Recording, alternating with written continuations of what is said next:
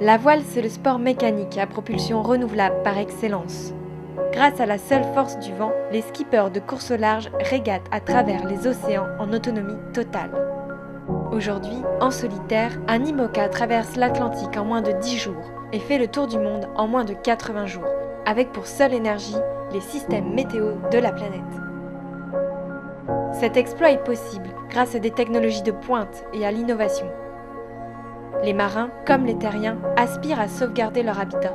Face à l'ambivalence de nos passions et de notre existence, la classe IMOCA choisit d'orienter la compétition vers l'essence première de la voile, un mouvement durable. Nous fixons notre cap vers plus d'autonomie, plus de transfert de technologies vers le grand public et plus de durabilité de nos bateaux.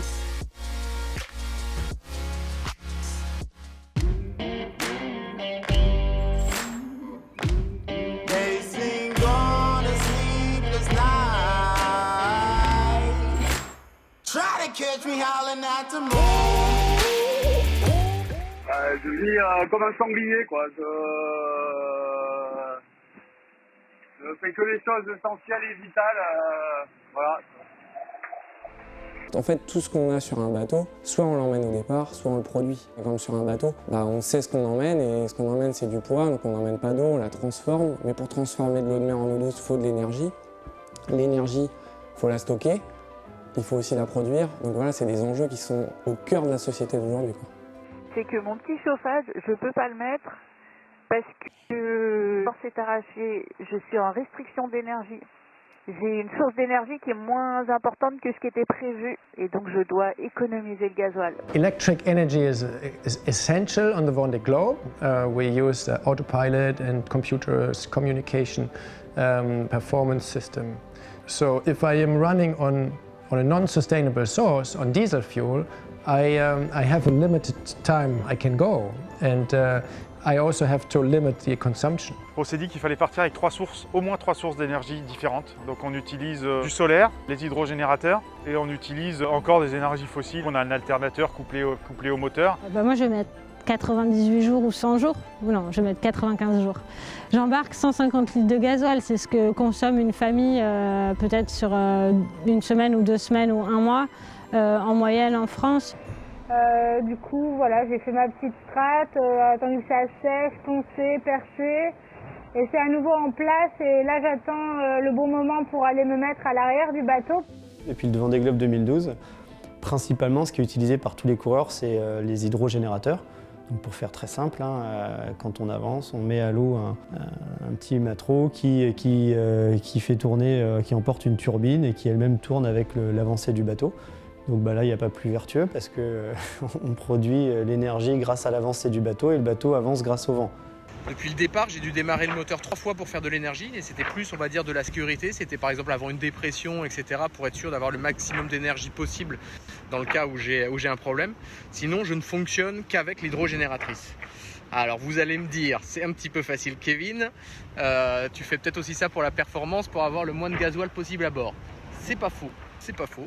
Mais c'est quand même, aujourd'hui, je trouve quelque chose de fantastique. Alors là, on est dans des petits airs, donc on a du mal à étaler la consommation, mais sur la journée, avec les risées, etc., on arrive à étaler la consommation du bord, voire même à charger les batteries. C'est la première année où on met des panneaux solaires, je pense que c'est pas mal, parce que c'est une énergie qui n'a pas de pièces mécaniques en fonctionnement à l'encontre d'un hydrogénérateur ou d'alternateur.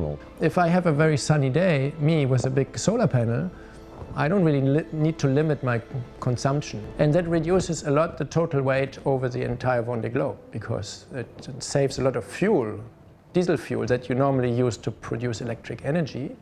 C'est l'été, il n'y a pas de vent, mais il y a du soleil et des panneaux solaires ici qui produisent de l'énergie. En mer, on est les rois, comme les astronautes, de l'anti-gaspillage finalement, parce qu'on n'a pas de supermarché sur la route pour acheter des denrées, de la nourriture. Du coup, on doit vraiment faire attention à notre stock de nourriture, à ne pas gaspiller. Bon alors finalement, le petit-déj a été mis en stand-by parce que le vent a tourné et que j'ai dû changer de voile d'avant. Je suis passée de J2 à J3. Et il y a toujours 30 nœuds. Le bateau avance à 20 nœuds. Ça secoue un peu. Mais j'y crois encore pour le petit déj irlandais. À table. On fabrique notre eau avec un dessal, donc tu la vois, tu le vois le goutte à goutte quoi. Et après, alors cette eau, elle est précieuse, donc on la boit, on l'utilise pour hydrater nos plats, et puis pour se laver un peu. Ce que j'aime bien dire aux enfants, c'est que par exemple à bord d'un bateau, on consomme 4 litres d'eau douce par jour. Par rapport à ce qu'on consomme à la maison, qui doit être environ 180 litres, c'est pas grand-chose, quoi. Le rêve, ce qu'on n'a pas en mer, c'est une douche. C'est le rêve absolu pour quelqu'un qui est en mer sur un bateau de course, c'est un moment de prendre une douche, quoi. Quand tu arrives à terre et que tu prends une douche et que tu allumes cette eau et que tu vois toute cette eau qui coule, tu te dis c'est pas possible, quoi. J'ai passé 3 mois à quasiment faire de l'eau au goutte à goutte, et puis là je tourne un robinet et j'ai 60-100 litres d'eau qui dégringolent d'un coup. Donc. Alors je vous raconte rapidement comment ça se passe, la douche à bord d'un IMOCA pendant le Vendée Globe. Tout d'abord, il vous faut faire de l'électricité grâce à un hydrogénérateur. Voilà, comme celui-là par exemple, celui que j'ai réparé. Ensuite, vous allez produire de l'eau douce, parce que c'est quand même plus sympa pour se doucher. Donc vous mettez en route le désalinisateur qui produit 3 litres à l'heure dans ce bidon journalier. Donc vous avez les ustensiles de douche qui sont prêts et ma petite douchette. I also like the idea of going around the world faster than any cargo ship ever would, not using any fossil fuel on the entire way. Ce qui est bien, c'est quand on est en autonomie totale, quand on a l'hydrogénérateur et les panneaux solaires en route, on est capable de faire de l'eau. On est en autonomie totale, c'est-à-dire qu'on pourrait faire 4 tours du monde.